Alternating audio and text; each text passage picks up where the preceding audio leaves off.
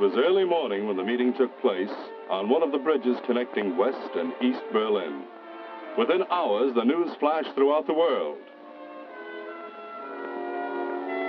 The exchange of a Soviet spy for our U-2 pilot underscored one of the realities of our present day. There is an espionage war, fought on a dark and secretive battleground by trained professionals, as the Russian who we returned across the bridge in Berlin, Colonel Rudolf Ivanovich Abel.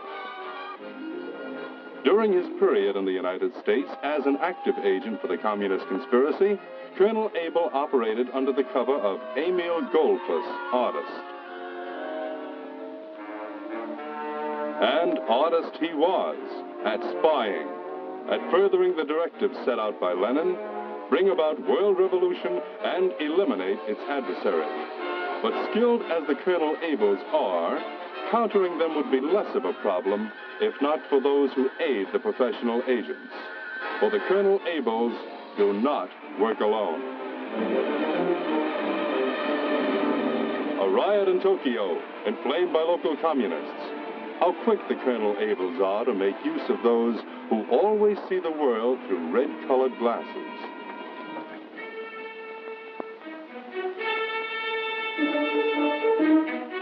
In a quiet corner of a European city, a Soviet agent has met a contact who is not assisting him because of communist conviction, but because he has been bribed. Money is often the lubricant on which the Soviet spy machine rolls.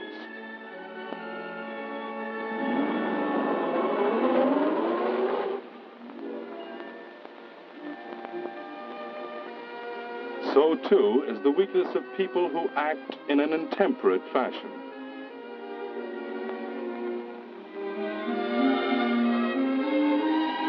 A hand caressing another hand.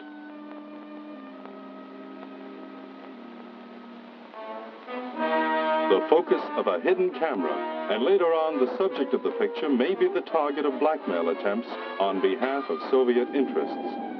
A plane flying between two American cities. How tempting it is to talk too much to a stranger, especially when one is involved in some way with important technological and production secrets. The kind of information most of you people work with every day. Now, gentlemen, I want to emphasize again that the purpose of the security briefing which the DOD provides is not that you start seeing spies behind every bush these next few weeks. Now, all of you are cleared. And all of you, in one way or another, hold in your minds, all will be handling classified information. Information the operatives of the other side want to get their hands on. Now, should you, by mistake or any other reason, become involved in something that could be interpreted by the enemy as exploitable, report it at once to your nearest United States security officer. He'll be discreet. He's not interested in blackening your name or in ruining your career. Thank you for your time, gentlemen.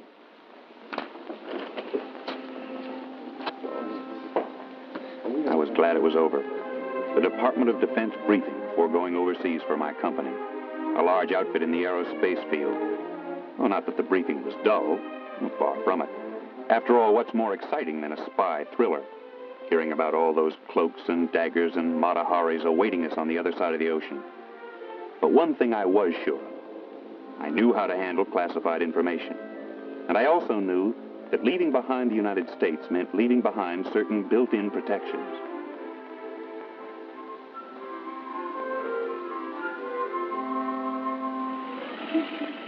Local police to contact quickly, talk to in my own language.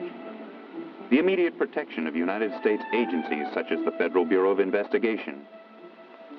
Close at hand, properly maintained security files and safes for classified documents would not always be available on my overseas trip. All these thoughts were running through my mind as I arrived home. Frankly, I had mixed emotions about the approaching trip to Europe. Well, I have the travel bug just like anybody else, but I would be separated from my wife and kids for almost a month.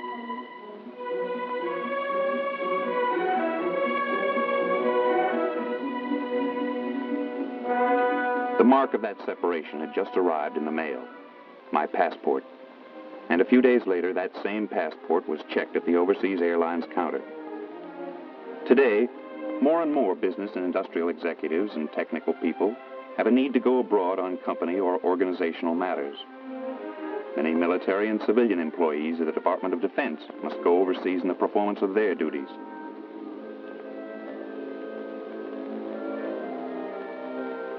It was time to say goodbye to family and home and America for the next few weeks. I'd be a liar if I said security was on my mind during these moments, but I had taken the proper actions.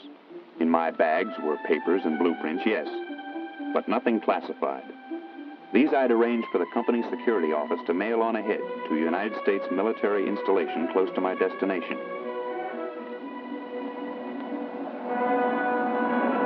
Overseas, I had no intentions of letting down on security.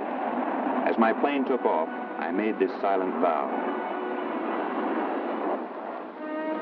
Yes, from the moment of my arrival in the foreign country, I was determined to be careful every step of the way.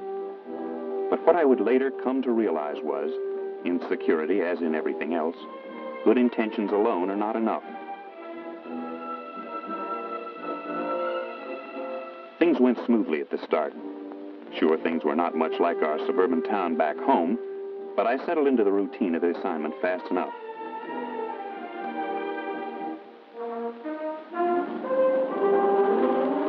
Early morning, a car would pick me up and take me to a plant on the outskirts of the city where I worked very closely with a Colonel Carr, a man who had apparently never heard of the 8-hour day. So you can understand, come the end of the working day, I was a mighty bushed man, but not too tired to react at what greeted me when I returned to my hotel room one night.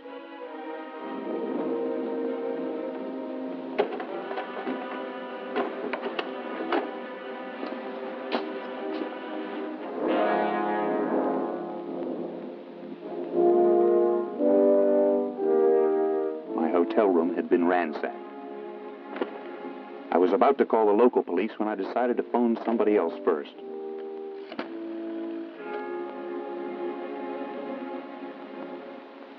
Then, as far as you know, nothing was taken. Not that I know of. You left no classified documents in the room. No, I know better than that. Well, I know you do, but maybe whoever did all this was hoping you didn't. You think they were after classified documents? Could be. Why else would a thief take such a chance? Try so hard? Seems to me this is a case not just for the local police, but for the American authorities in the area. Well, there's no question about it. You did the right thing to come in and report the incident. Under the circumstances, we had no choice. Well, frankly, it was the colonel who insisted. I find it hard to believe that someone would go to all that trouble just on the chance that there might be some classified documents lying around. It's amazing how they will go to all that trouble. You remember a few years ago when it was revealed at the United Nations that the Russians actually placed a sophisticated bugging device inside the Great Seal of the United States? And so began another orientation. This time, believe me, I listened. I was all eyes and ears. Watching and listening to the consulate official, the whole thing seemed to come alive.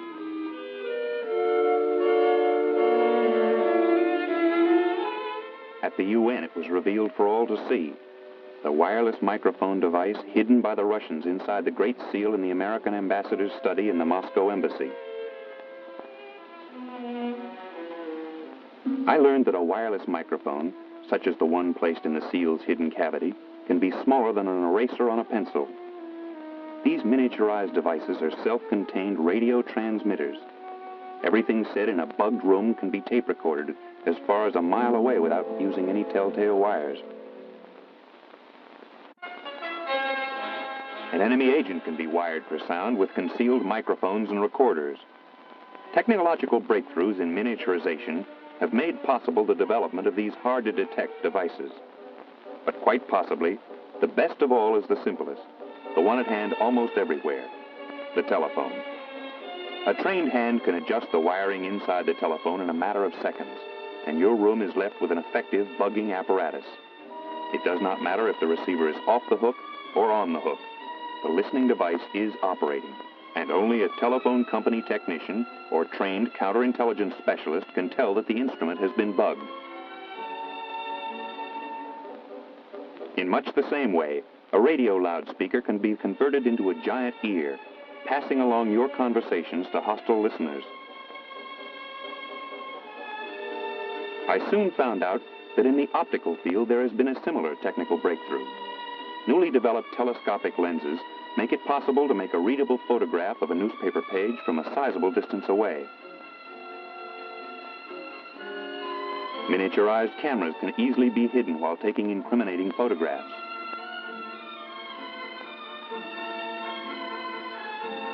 He explained that more sensitive film and new developing procedures require much less light for the taking of a recognizable photograph. Even if there is no light in a room, infrared photography can do the job. Then he stood up and brought back a large mirror. It was really a mirror window.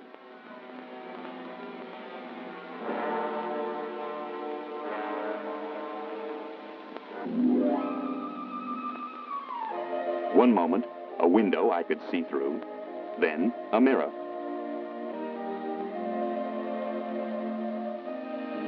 Transparent again, then opaque as the agent wishes. All I could now see was myself. Agents make use of these mirror window devices when they want to see or photograph without being seen.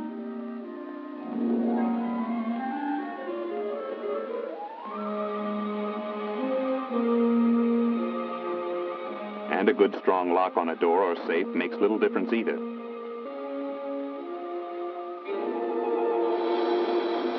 An expert can open a complicated lock with his pick faster than you or I can do it with a key.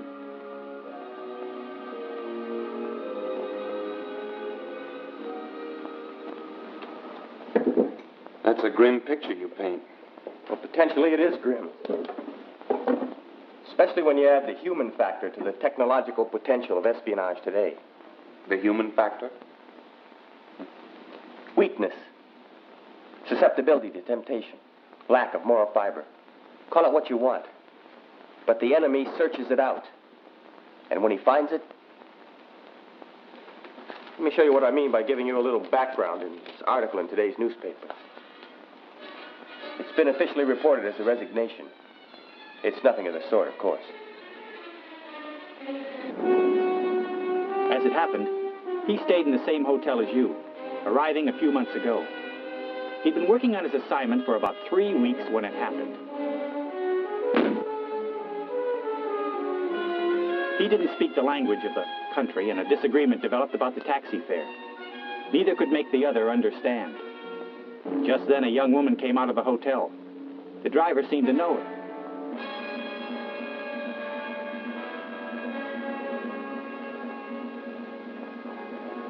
Her talents as an interpreter were more than adequate, and so were her other talents. Whatever she said to the driver, it did the trick.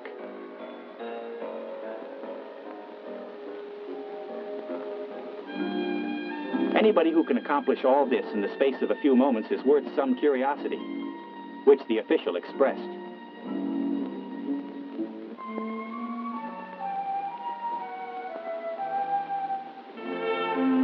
Her name was Maria, the driver said. She was a dancer in a local cabaret.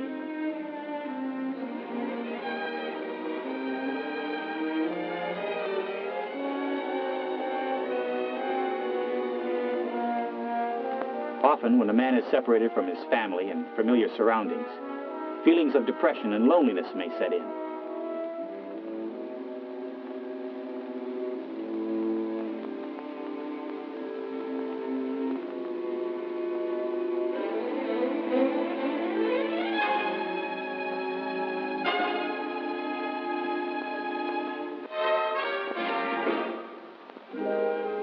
Writing a letter back home is no substitute for being home.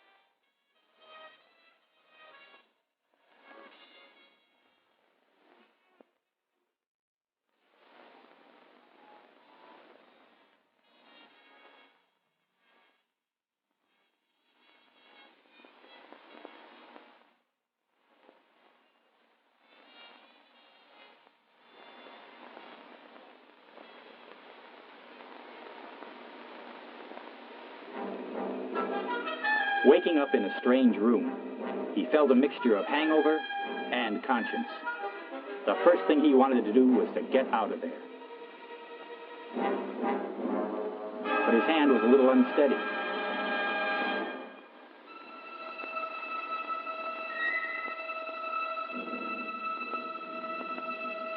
Even in a not very alert condition, he knew what it was immediately. A device for picking up conversations such as his. No, he thought. It couldn't have happened to him. Not to him. So he didn't report the incident. Not till a few months later, that is, when he was contacted by a Russian espionage agent in his home country. The agent was very polite. He played him some tapes, showed the official some photographs, and said bygones would be bygones if certain NATO production defense information was made available. That's about all I can tell you, except that this man's career's been ruined. These people, those who want the kind of classified information that people like Colonel Carr and I carry around or know, they don't stop at anything, do they? That's it exactly. You show them any weakness and they'll exploit it for their own ends. Well, what can we do about it? Not much more I can tell you than you know already. Above all, it's a matter of common sense and tact. There aren't enemy spies and agents everywhere you go at every turn, of course not. But because espionage directed against you is a valid possibility, you have to be as security conscious overseas as much or more than you are at home. And that goes beyond observing all the regulations affecting the proper handling of classified papers and materials. It means security consciousness every day, 24 hours a day. Use common sense. Suppose you're an American serviceman or civilian meeting an associate for the first time. Don't be embarrassed about asking for proper identification. Be cautious with all new acquaintances, especially if they seem to come into your life out of unexplained circumstances.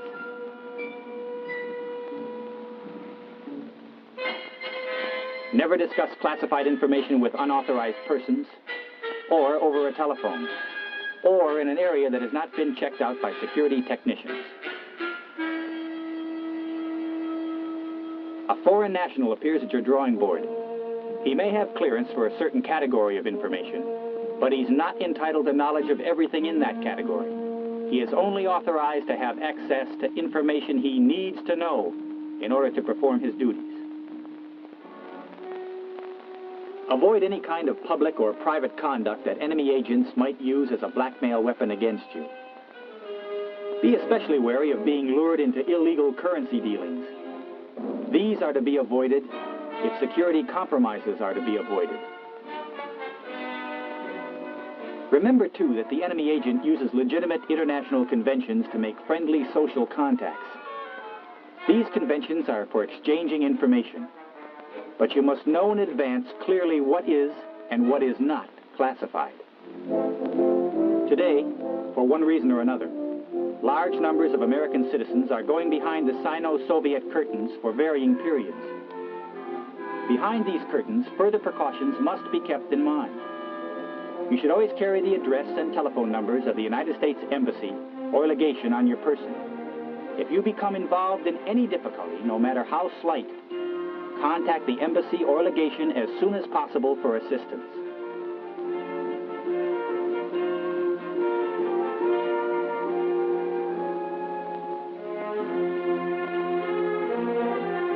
Always carry identification documents. Do not misrepresent yourself under any circumstances. Do not at any time take pictures of military parades, military personnel, or military installations. Taking photographs and making sketches can lead to complications for the traveler. Notes and diaries should not contain any military information or any statements that could be to the detriment of the United States. In general, note-taking should be avoided in public. It is an action that often draws the suspicion and hostility of Iron Curtain citizens. It may lead to an incident which the Soviet government will use for its own purposes. Always be alert for attempts to place documents or pictures in your hotel room or your automobile.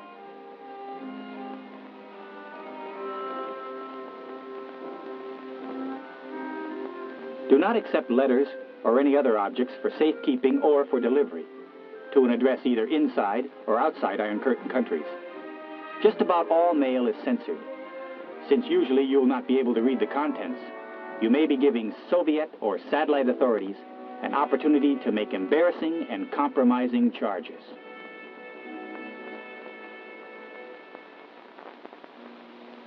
That's fine. Thank you very much. That was our contact with the local police. They caught the man who went through your room. A bellboy the hotel fired yesterday. Then security wasn't involved at all? Who can be sure? Anyway, I want to thank you for coming in with us, Mr. Andrews. No. I want to thank you. I walked back to my hotel, all the way from the consulate. I needed time to clear my head. A lot of thoughts were clanging through it. I couldn't help thinking of the official who'd gotten into trouble. From any point of view, it was not an amusing story. But the real question for me was, how many men, lonely and away from home and family, might have fallen into the same trap?